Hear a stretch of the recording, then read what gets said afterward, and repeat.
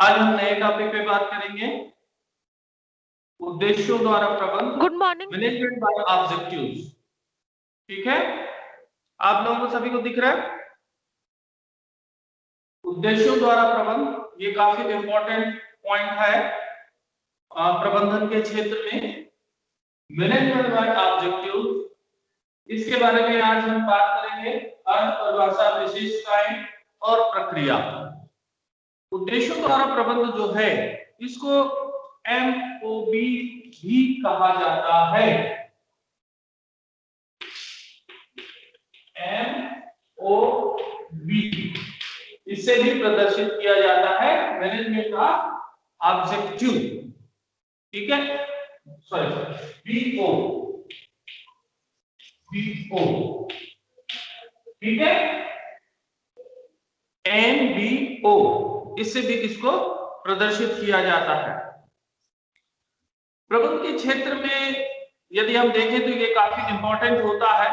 वर्तमान समय जो है आधुनिक युग, तो इसमें हम देखें कि आधुनिक तकनीकों में से ये एक तकनीक माना जाता है, टूल माना जाता है, उद्देश्यों द्वारा प्रबंध।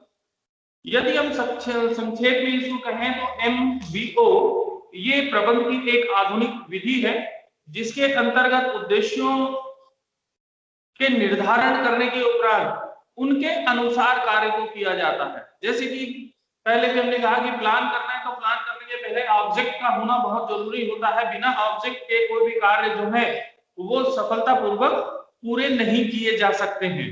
तो हमारे पास जब ऑब्जेक्ट रहेगा तभी हम उसको फॉलो करेंगे।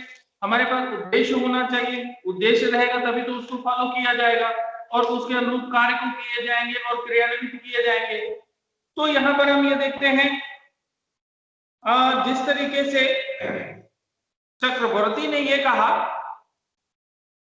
MBO is a result centered, non-specialized, optional managerial process for the effective until of material, physical and human resources of the organization by integrated the individual with the organization and organization with the environment। ठीक है, S के चक्रवर्ती इन्होंने ये कहा। तो कहने का मतलब ये है कि जब कोई संगठन उद्देश्यों द्वारा प्रतिबंधित होता है तो वह निष्पादन अभिमुखी, यानी कि अभिमुखी वो उसके अंतर्गत वह कार्य को करता है और उससे वो फलीभूत कर सकता है और वो फलता फूलता है। जैसे कि पौधे जब लगाए जाते हैं और उसमें जब उसका ध्यान दिया जाता है तो वो क्या होता है, ग्रोथ करता है, तो विकसित होता है। इसी तरीके से सामाजिक तौर पर उसकी उपयोगिता बनती है। ठीक है, तो आधुनिक ये प्रबंध का एक आधुनिक विधि है जिसके अंतर्गत उद्देश्यों का निर्धारण करके उनके अनुसार प्रबंध जो है वह कार्य करता है और प्रबंधन तैयार करता है, प्रबंध करता है। तो किसी भी कार्य को प्रारंभ करने से पूर्व उसके उद्देश्यों को निर्धारित करना ये बहुत ही अत्यंत आवश्यक होता है, काफी महत्वपूर्ण होता है, इंपॉर्टेंट है। उद्देश्यों और लक्ष्यों को ऑब्जेक्ट होने जरूरी है। तो ऑब्जेक्ट को निश्चित करने के लिए भाई उसका टारगेट को आपको फिक्स करना होगा। तो इसमें व्यक्तियों को उनसे स्पष्ट अवगत कराने की आवश्यकता होती है, क्लियर करने की आवश्यकता होती है कि भाई किस दिशा पर जाना है। तो निर्धारित दिशा निर्देश है ना, कि भाई उसको तैयार करना पड़ेगा कि हमको किस रोड मैप पे जाना है और कैसे जाना है। तो उसका निर्धारण करना जरूरी होता है, एक रोड मैप बनाना जरूरी है जिसके सहारे से हम आगे बढ़ते हैं। तो उद्देश्य महत्वपूर्ण क्षेत्रों में व्यवसायिक उपक्रम के संचालन हेतु आवश्यक एक उपक्रम है। इसके अभाव में प्रबंधन की उड़ान निष्प्रयोजन होगी। निष्प्रयोजन अर्थात हम ये कहें कि वो सफलता प्राप्त नहीं होगा, सक्सेस नहीं हो पाएगा। भाई जब तक ऑब्जेक्ट नहीं होगा तो कैसे उसको हम उसमें आगे बढ़ पाएंगे, क्योंकि इसमें ये क्या करता है, एक रोड मैप तैयार करता है, एक मेथड तैयार करता है और संकेत चिन्ह जो हमको मिलते हैं उसके आधार पर हम आगे बढ़ते चले जाते हैं। जैसे कि आपने देखा होगा भाई आपके मैप बने होते हैं, है ना, तो एक रोड मैप होता है ना, मैप होता है जिसमें कि आपको कैसे जाना है, क्या करना है। जैसे कि एक छोटा सा एग्जांपल वर्तमान में हम ले ले कि भाई आप गूगल में देखते हैं आपको कहीं जाना है, कोई डिस्टेंस लेना है, ठीक है, आप कोई माइलेज देख रहे हैं तो वहां पर हम क्या करते हैं, गूगल से सर्च कर लेते हैं, रास्ता हमको आसानी से मिल जाता है। तो रास्ता जो मिलता है उसमें क्या होता है कि एक रोड मैप तैयार कर देता है कि हमको कैसे कैसे जाना है, लेफ्ट टर्न होना है, राइट टर्न होना है, हमको कहाँ पर क्या मिलेगा। तो ये क्या हुआ, वहां हमको पहुंचने से पहले एक लोकेशन जो तैयार होता है, तो लोकेशन हमको पहले फिक्स करना पड़ता है कि हमको किस जगह पे जाना है। जब हम उसका तैयार करते हैं, लोकेशन निर्धारित करते हैं, उसके आधार पर ही हम क्या करते हैं, उसमें सेटिंग करते हैं और उसमें फिर सर्च करते हैं तो हमको रास्ता मिल जाता है। तो ये इस तरीके से उद्देश्यों द्वारा जो प्रबंधन है, एमबीओ है, ये प्रबंधन व्यवसाय के लिए काफी महत्वपूर्ण होता है। तो प्रत्येक जो संस्था होता है, हर एक संस्था किसी न किसी उद्देश्य को लेकर स्थापित होती है, ऑब्जेक्ट को लेकर तैयार किया जाता है। और इसलिए प्रत्येक जो व्यवसायिक संस्था है उसको सबसे पहले ये होता है कि भाई वो पहले अपने ऑब्जेक्ट को स्पष्ट करे, क्लियर करे और स्पष्ट रूप से उसको तय करना होता है कि उसके उद्देश्य क्या है, और उन उद्देश्यों के आधार पर कार्य करने की दिशा को वह स्पष्ट करता है, रोड मैप तैयार करता है और अपने लक्ष्य तक पहुंचने का प्रयास करता है। तो प्रबंधन ये पहले से तैयारी करेगा। यदि कोई उद्देश्य ना हो तो लोग एक साथ मिलकर कार्य कैसे कर पाएंगे, भाई ऑब्जेक्ट नहीं होगा तो भाई जो संगठन है या प्रबंधन है वो काम कैसे करेगा, किस तरीके से वो अपने लक्ष्य को प्राप्त कर पाएगा। तो वास्तव में प्रबंध जो है वो उद्देश्यों के चारों ओर सुनने का है, यानी कि जो ऑब्जेक्ट है उसको चारों ओर सुनना नहीं, चारों ओर घूमता है, आप ये कह सकते हैं। तो ऑब्जेक्ट जो भी होगा, हमारा जो उद्देश्य है, लक्ष्य का जब निर्धारण हम कर लेंगे तो उसके इर्द गिर्द ये प्रबंधन जो है वो उसी तरीके से रोड मैप तैयार करता है और उस लक्ष्य को प्राप्त करने के लिए प्रबंधन तैयार करता है कि भाई काम कौन करेगा, कैसे करेगा, वर्क किस तरीके से होंगे, ठीक है, कौन कब कहां कैसे किस तरीके से कार्यों का निष्पादन करता है, उसको क्रियान्वित करता है। तो यहाँ ये आपका हुआ उद्देश्य द्वारा प्रबंधन। हम पहले पॉइंट पे आते हैं, अर्थ और उसकी परिभाषा, डेफिनेशन। ठीक है, management by object, it's meaning and definition. ठीक है, ये आपका हो जाएगा मीनिंग और डेफिनेशन।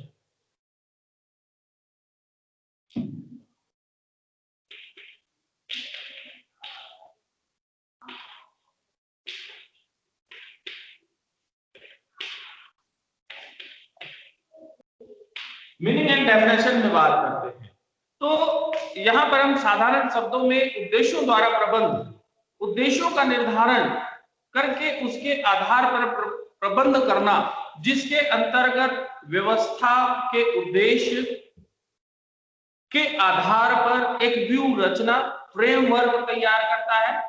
व्यू रचना, फ्रेमवर्क, भाई जब हमारा ऑब्जेक्ट होगा तो उसके लिए उस लक्ष्य को प्राप्त करने के लिए, उस उद्देश्य को प्राप्त करने के लिए हमको क्या करना पड़ेगा, प्लान करना पड़ेगा। जैसे कि मैंने पहले प्लानिंग जो चैप्टर आपको मैंने बताया तो उसमें आपको बताया कि भाई प्लान कैसे होता है। तो प्लान के लिए भी ये जरूरी होता है कि पहले उसके ऑब्जेक्ट होने चाहिए, उद्देश्य होने चाहिए, विषय होना चाहिए, तभी व्यू रचना तैयार की जा सकती है, उसकी फ्रेमवर्क तैयार की जा सकती है। और उस व्यू रचना के आधार पर जो पूर्व नियोजित, यानी कि पूर्व पहले है ना, बिफोर प्लानिंग, तो प्लान के जो विभिन्न विभाग होते हैं उसको विभाजित कर लिए जाते हैं, पार्ट को डिस्ट्रीब्यूट किया जाता है कि कौन से काम कैसे होंगे, सीरियल वाइज उसको डिस्ट्रीब्यूट कर लिया जाता है, सिस्टमैटिक ढंग से, स्टेप हम उसको कहेंगे, स्टेप वाइज, प्रोसेस वाइज, है ना, उसको हम तैयार कर लेते हैं। और उसके पश्चात समयानुसार समय समय पर उसका वैल्यूएशन होना चाहिए, मूल्यांकन होना चाहिए, पूर्वावलोकन किया जाना चाहिए। तो उद्देश्यों द्वारा प्रबंध में प्रत्येक या अधीनस्थ दोनों मिलकर सामान्य लक्ष्य को निर्धारित करते हैं। प्रत्येक व्यक्ति का उत्तरदायित्व का क्षेत्र लक्ष्यों के संदर्भ में परिभाषित किया जा सकता है तथा इसके आधार पर अधीनस्थ अपने कार्य की योजना बनाते हैं, अर्थात उनके जो कर्मचारी हैं, काम करने वाले हैं, वो उस कार्य योजना के अंतर्गत कार्य को क्रियान्वित करने के लिए वो लक्ष्य तय करते हैं और उसके अनुसार से कार्य करते हैं। जो कर्मचारी होते हैं, जो वर्कर्स होते हैं, वहां पर ये सब उन कार्यों की प्रगति, उनके परिणामों, उनका विश्लेषण करते हैं। तो यहाँ हम ये कह सकते हैं कि व्यवस्थित और समयबद्ध प्रणाली, भाई यहाँ पर टाइमिंग बहुत जरूरी है, सिस्टमेटिक बहुत जरूरी है, और इसके अंतर्गत लक्ष्य को केंद्रित किया जाता है, यानी कि गोल ओरिएंटेड होता है।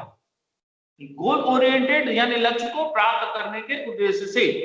तो इसलिए हम इसको क्या बोलते हैं, दूसरा हम ये भी बोल सकते हैं कि लक्ष्य प्रबंध है, गोल मैनेजमेंट बोल सकते हैं आप, नाम आपने सुना होगा गोल मैनेजमेंट, यानी कि उद्देश्य को प्राप्त करना। तो परिणामों द्वारा प्रबंध यानी कि मैनेजमेंट बाय रिजल्ट्स, यानी कि भाई परिणाम भी प्राप्त होने चाहिए। तो प्रबंध की ये अवधारणा जो है इसका विकसित जो किया है ये पीटर एफ ड्रकर इनको जाता है, और इन्होंने इसको 1954 जब इनकी पुस्तक जो है प्रकाशित हुई, पब्लिश हुई, प्रबंध का व्यवहार, उसमें इन्होंने उत्पादन किया है। अब हम आते हैं इसमें इसकी डेफिनेशन में।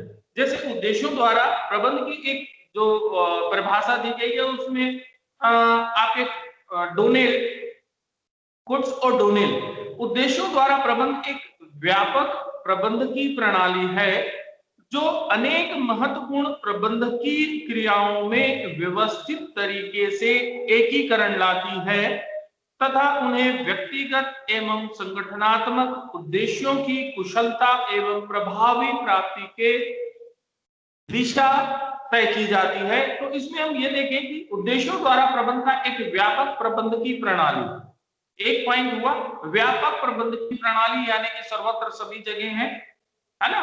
तो ये सारे जगह हैं, तो मैनेजमेंट का जरूरी हो जाता है। जैसे कि इन्होंने कहा है कि मैनेजमेंट ऑफ ऑब्जेक्टिव्स, है ना, a comparative managerial system that integrate many key management objectives in a systematic manner,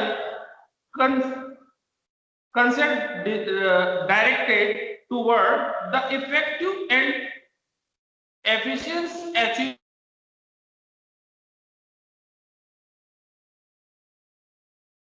तो ये जो है ये काफी महत्वपूर्ण होते हैं।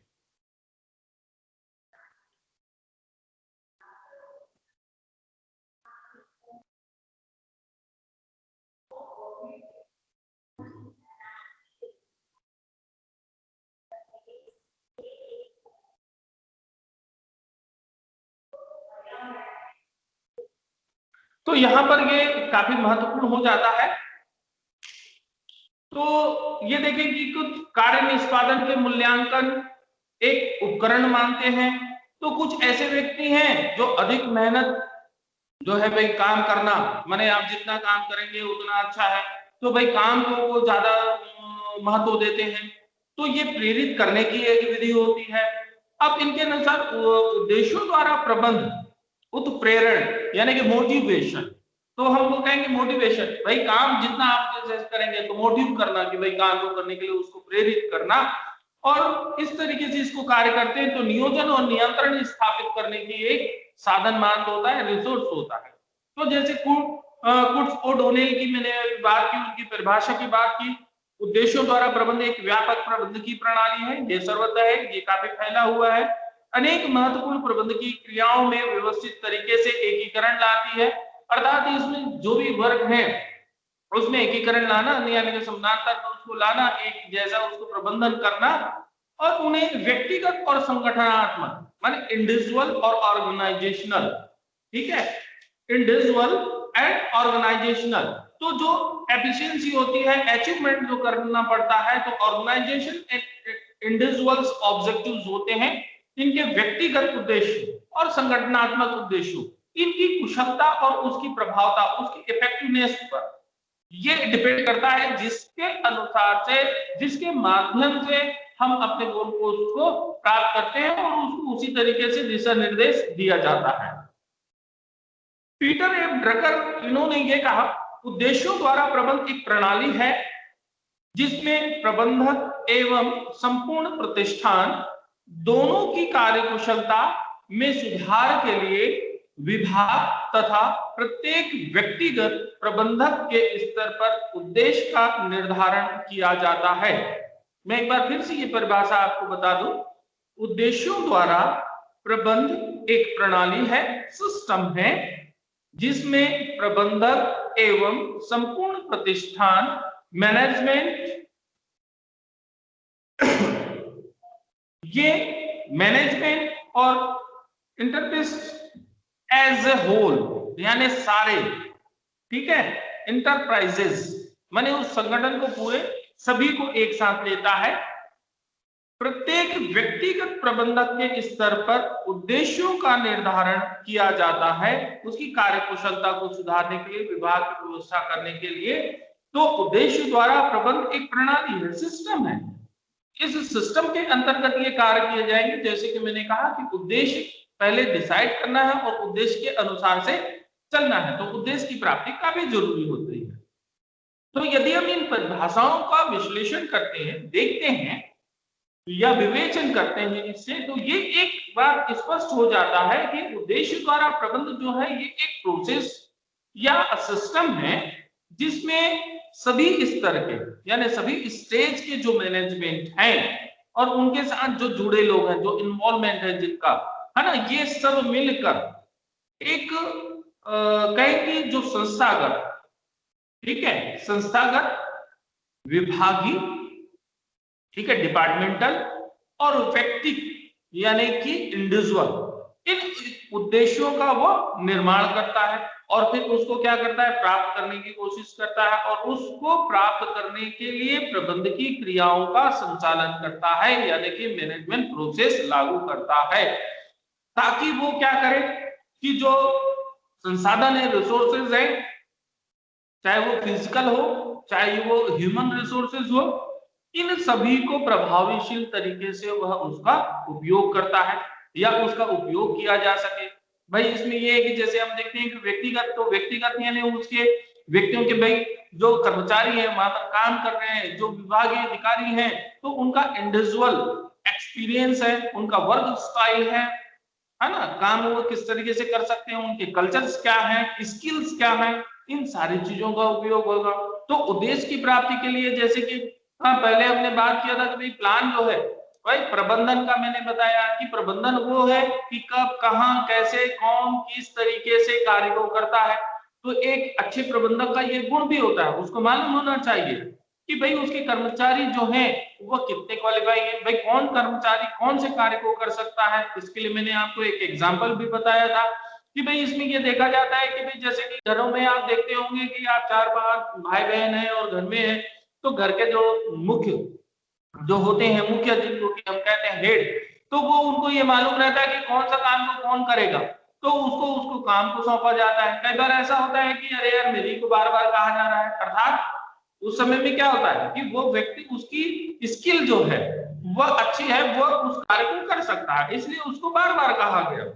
लेकिन हमको क्या लगता है कि अरे मेरी मेरी को काम को बोला जा रहा है, भाई मुझसे ही काम को कराया जा रहा है, तो भाई उसमें वो क्वालिटी है, वो कार्य को वो कर सकता है, इसलिए उसी को वह कार्य सौंपा गया है। तो ये भी प्रबंधन है। तो प्रबंध जो है वो घर से ही चालू होता है।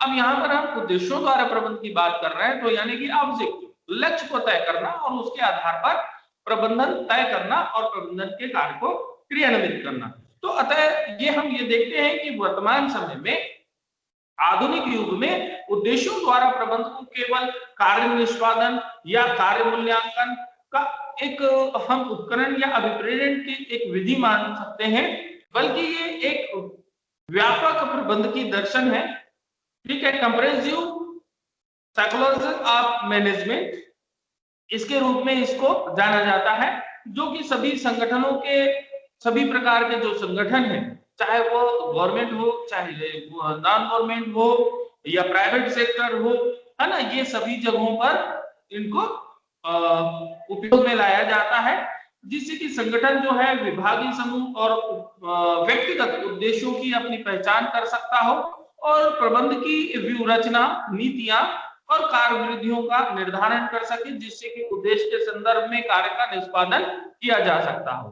तो ये सारी चीजें ये उसमें शामिल होती हैं। तो उद्देश्य द्वारा प्रबंध के अंतर्गत प्रत्येक प्रबंधक ये मानता है कि संगठन में किस लिए है, संगठन के लक्ष्यों की प्राप्ति में वह कैसे योगदान करेगा, उससे कौन से परिणाम की अपेक्षा की जा रही है, क्योंकि ये परिणाम भी ज्यादा जरूरी हो जाता है।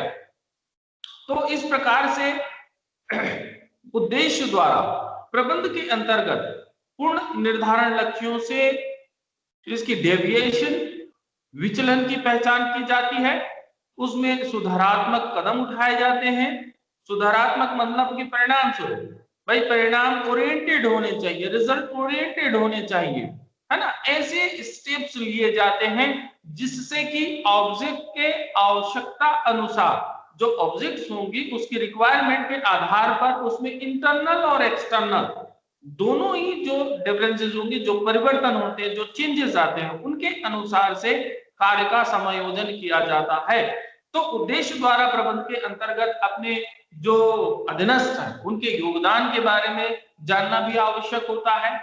अधीनस्थ यानी कि जो सपोर्टर, जो वर्क होते हैं, सबऑर्डिनेटर होते हैं, उनके कार्यों का भी विश्लेषण होना चाहिए, उनको शामिल करना चाहिए और उनके योगदान की आवश्यकता के अनुरूप ही उद्देश्यों का निर्धारण किया जाता है, ऑब्जेक्ट को सेटल किया जाते हैं और समय अनुसार उसमें कार्य की प्रगति की समीक्षा की जाती है, रिविजन किया जाता है, मूल्यांकन किया जाता है जो कार्य है। और इसको बार बार करते रहने से क्या होता है कि लक्ष्य की पूर्ति होती है, उसकी इन्वॉल्वमेंट होता है और इस तरीके से लक्ष्य की प्राप्ति होती है। और कर्मचारियों की प्रतिबद्धता यानी कि एम्प्लॉय कमिटमेंट ये काफी महत्वपूर्ण हो जाता है। उसमें उसका इन्वायरमेंट, उसकी लायबिलिटी को भी तय करनी पड़ेगी, उसकी उत्तरदायित्व को भी दिखाना पड़ेगा, रिस्पॉन्सिबिलिटी तय करनी पड़ेगी जिससे कि लक्ष्य की प्राप्ति हो सके। तो यहाँ पर ये काफी महत्वपूर्ण हो जाता है आपका एमबीओ के आपके उद्देश्य के लिए। अब यहाँ पर हम बात करते हैं, दूसरा पॉइंट हम ले लेते हैं यहाँ पर, नेचर ऑफ एमबीओ अर्थात उद्देश्यों द्वारा प्रबंध की प्रकृति या विशेषता। दूसरी पॉइंट,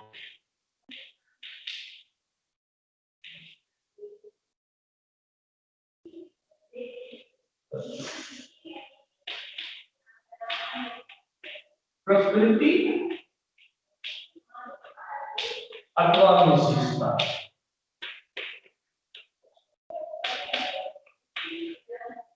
ठीक है, नेचर की बात करते हैं, नेचर और विशेषता, कैरेक्टरिस्टिक्स, है ना। तो भाई प्रकृति क्या है, जैसे कि अभी मैंने आपको बताया, जो परिभाषा बताया इसी से ही इसकी प्रकृति नेचर पता चल जाती है। कैसे, पहला पॉइंट हो गया, यह प्रभावशाली प्रबंध की तकनीक है।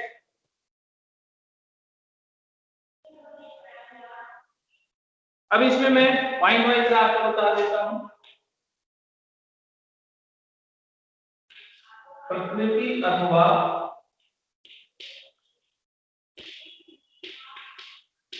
विशेषताएं, ठीक है। तो यदि हम इसको पॉइंट वाइज करें तो प्रबंध की एक तकनीक है, ठीक है।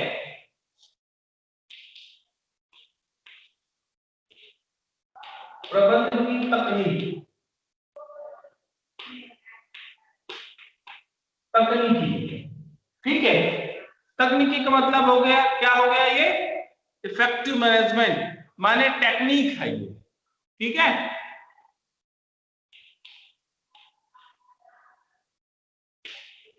टेक्निक है ना।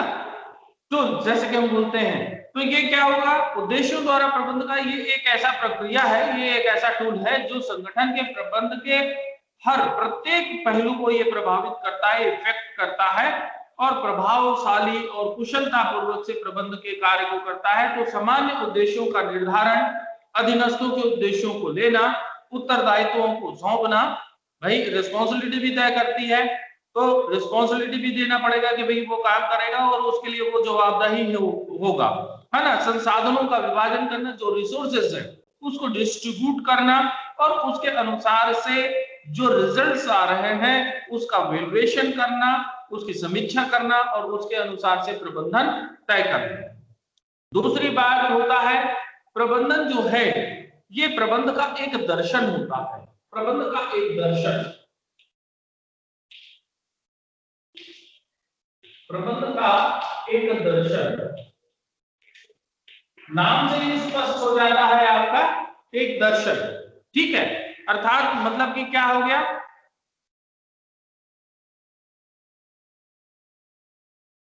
फिलोसफी ऑफ मैनेजमेंट, आप ये कह सकते हैं। ठीक है, फिलोसफी ऑफ मैनेजमेंट, दर्शन, दर्शन को क्या कहते हैं हम, फिलोसफी। तो ये प्रबंध कार्यों का एक व्यवहार में लाने की एक पद्धति है। इसमें उद्देश्यों, लक्ष्यों का निर्धारण, अधिकारों, जो अधिकारी होते हैं, जो उनके सबऑर्डिनेटर्स होते हैं, अधीनस्थ होते हैं, इनके द्वारा मिलकर तय किए जाते हैं, जो अफसर इन हाई माने उच्च वर्गीय। ठीक है, अब इसमें जो सुपरवाइजर्स होते हैं उनके द्वारा इसको नियंत्रण किया जाता है। तो उनको फ्री करने के बजाय क्या करते हैं कि ये निर्णय लेने के कर्मचारियों की जो सहभागिता है उसको तय किया जाता है, और इस प्रकार से जो अधीनस्थ होते हैं उनका नियंत्रण अधिकारियों द्वारा ना होकर क्रियाओं या उद्देश्यों द्वारा होता है। यानी कि भाई जो ऑब्जेक्ट्स जो तय किए हैं उसके आधार पर उसको तय किया जाता है। तो ये हम ये कह सकते हैं कि टॉप लेवल गोल सेटिंग। ठीक है, टॉप लेवल गोल सेटिंग आप कह सकते हो। तो इफेक्टिव मैनेजमेंट ऑफ ऑब्जेक्टिव जो प्रोग्राम्स है उसको यूजुअली हम स्टार्ट करते हैं with the top management who'll determinate the organizational stage and the primary goals. जो प्रारंभिक गोल्स हैं उसके आधार पर उसको प्राप्त किए जाते हैं। तो इस तरीके से ये हो गया। दूसरी बात ये होती है कि ये एक इंडिविजुअल गोल है, ये व्यक्तिगत भी होता है, माने स्वयं के उद्देश्यों के आधार पर इसको निर्धारित किया जाता है। तो ये इफेक्टिव जो मैनेजमेंट ऑब्जेक्टिव है, ये प्रोग्राम्स है, ये सभी each manager sees that the subordinator has clearly defined job responsibility and the objectives, यानी सभी उनके लिए वह तय किए जाते हैं। यह एक व्यक्तिगत रूप से होता है, अभिमुखी जिसको हम कहते हैं। ठीक है, तो ये इंडिविजुअल गोल्स जो हैं ये इसके अंतर्गत भी आता है। अब यहाँ पर हम ये देखते हैं ये विभिन्न जो प्रबंधक है तकनीकों का, ये सारे तकनीकों का एक सम्मिश्रण कहें, है ना, सम्मिश्रण कह सकते हैं कि it's a shelters of management techniques, यानी उद्देश्यों द्वारा प्रबंध, नियोजन, निर्देशन, नियंत्रण। यानी कि मैनेजमेंट में क्या चीज हो जाती है, प्लानिंग हो जाती है, ऑर्गेनाइजेशन हो जाता है, डिसीजंस हो जाते हैं, डायरेक्टिंग हो जाती है और रिजल्ट्स हो जाती हैं।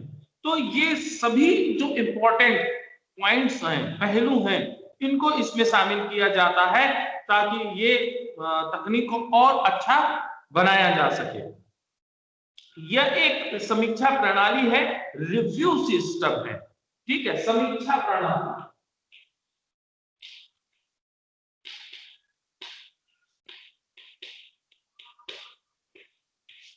रिव्यू सिस्टम जिसको कि कहें, समीक्षा प्रणाली, रिव्यू सिस्टम।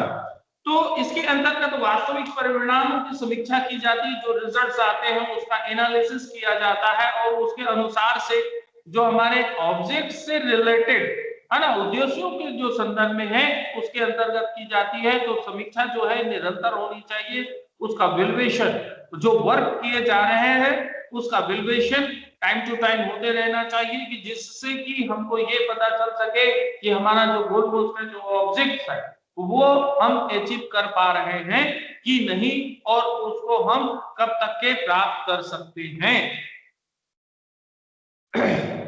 संगठन, ऑर्गेनाइजेशनल स्ट्रक्चर भी है, संगठन का ढांचा,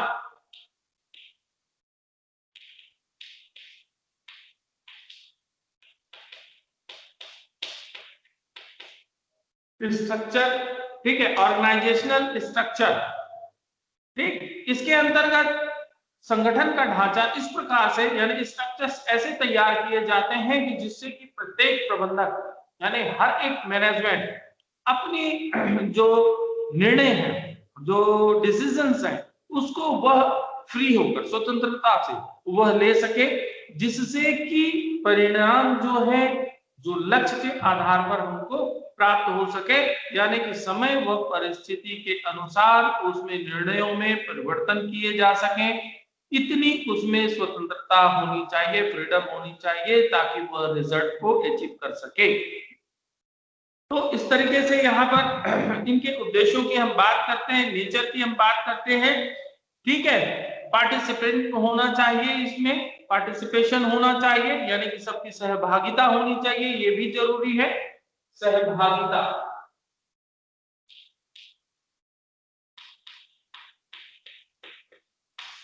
पार्टिसिपेशन, ठीक है।